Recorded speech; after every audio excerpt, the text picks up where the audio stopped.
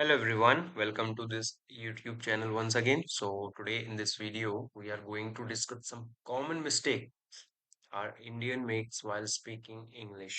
Okay, आज की video में ना हम जो इंडिया में कुछ कॉमन मिस्टेक्स हैं इंग्लिश बोलते वक्त अब आज हम उनके ऊपर बात करने वाले हैं और उनके सॉल्यूशन के ऊपर कि एक्चुअली प्रॉब्लम है कहाँ और उसका सॉल्यूशन क्या है, क्योंकि वो मिस्टेक्स इतनी ज्यादा कॉमन हो चुकी हैं कि सभी को सही लगने लगी है कि नहीं यही चीज सही है, बट ऐसा नहीं है।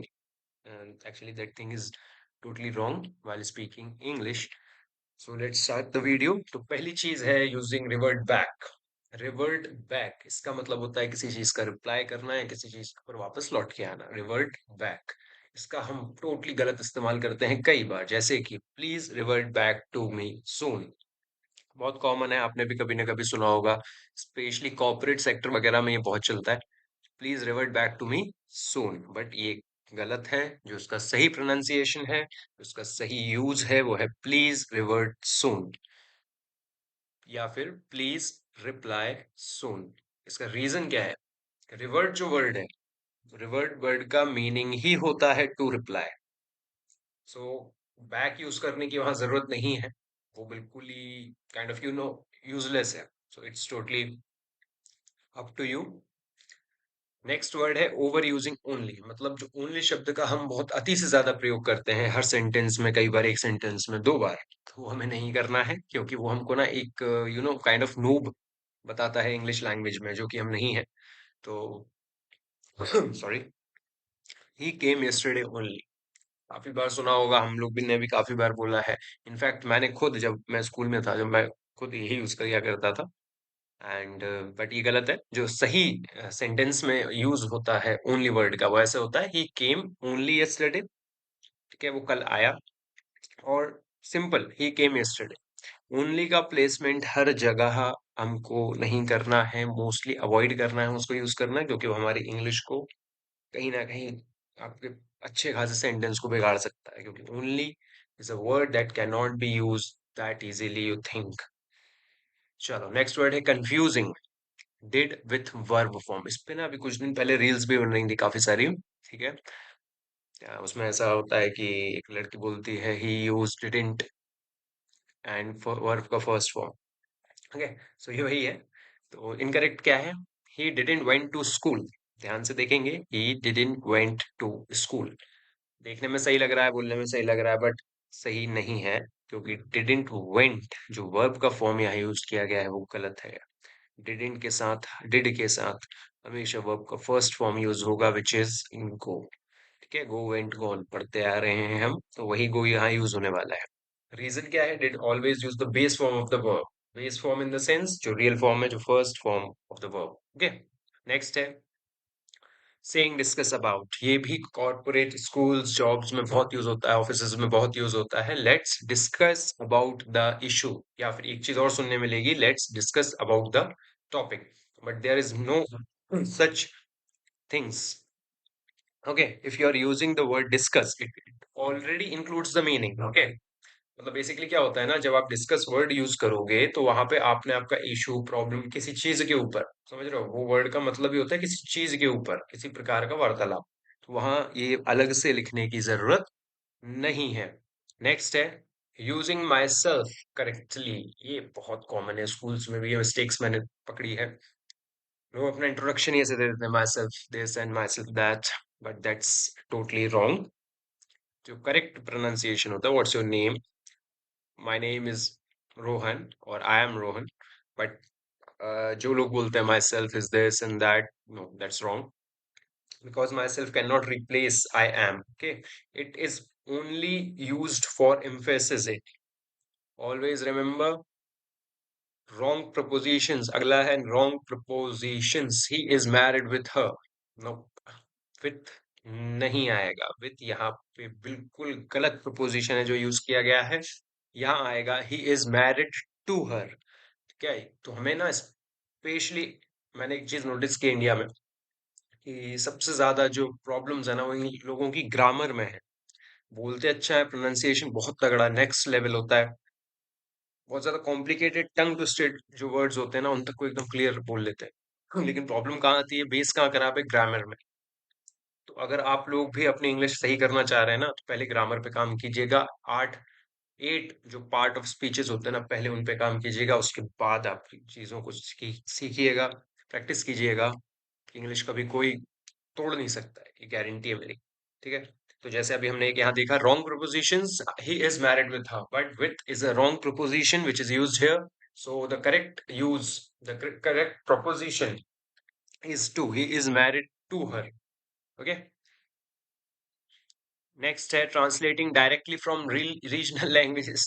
ओके, ये मैं भी करता था पहले। इसमें क्या होता है, जैसे आप अपनी भाषा को ना सिंपली कन्वर्ट कर देते हो इंग्लिश में, वो बिल्कुल गलत होता है। क्योंकि जो सेंटेंस फॉर्मेशन होता है, वो हर लैंग्वेज का डिफरेंट होता है। ना इजी नहीं कि जो चीज़ आपने हिंदी में बोली वो चीज़ आप इंग्लिश में एज इट इज ट्रांसलेट कर दोगे तो वो गलत हो जाएगी। What is your good name, what is your good name, Hindi में इसको बोलेंगे आपका शुभ नाम क्या है। बट वो गलत हो जाता है। जो सही चीज है, सही सेंटेंस है, वो है what is your name. Good name comes from literal translation of Indian, not used in natural English. Okay, वही जो मैंने आपको बताया कि आपका शुभ नाम क्या है, हम लोग हिंदी में बोलते हैं, but in English we are not going to use that. Next is using double comparatives. ये तो भाई मैंने लोगों की इंस्टा बायो में तक देखा है। This is more better. भाई, मोर और बेटर एक साथ दोनों कैसे हो सकता है?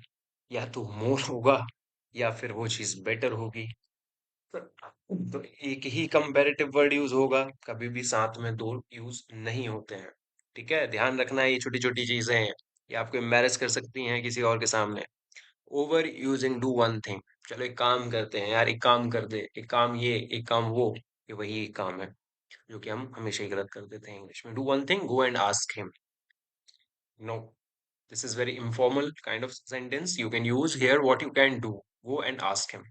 Okay, so ज्यादा से ज्यादा लिटरल ट्रांसलेशन है ये, इस वजह से ये गलत है। और हमको इसको लिटरल ट्रांसलेशन में नहीं चलना है, हमको जो प्रॉपर एक इंग्लिश होती है उसी पर काम करना है।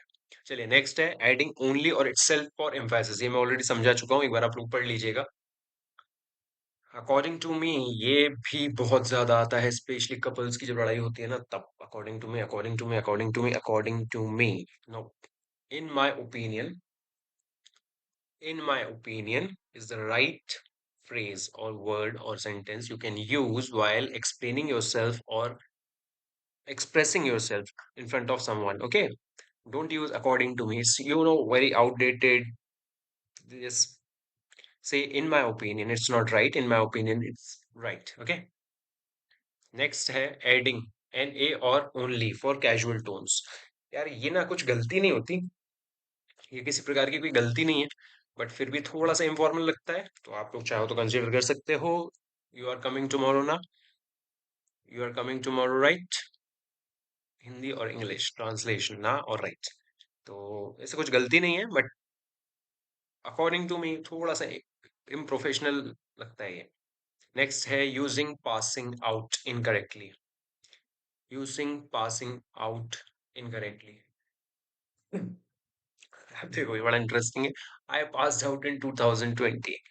ठीक है, पास्ड आउट मतलब होता है बेहोश होना, सीधा सा इसका हिसाब है। बेहोश जब इंसान होता है, अनकॉन्शियस जब वो होता है, फेंट जब वो होता है, दैट्स कॉल्ड पास्ड आउट। तो उसने सीधा बोला है passed out in 2020। No bro, you are not. तो जो करेक्ट होगा वो होगा आई ग्रेजुएटेड इन 2020। उसने कॉलेज पास किया 2020 में, and he is saying that वो 2020 में बेहोश हो गया। Good, nice. Over using only in itself of the time, ये भी अपन डिस्कस कर चुके हैं। प्रीपोन, ये थोड़ा सा इंटरेस्टिंग है,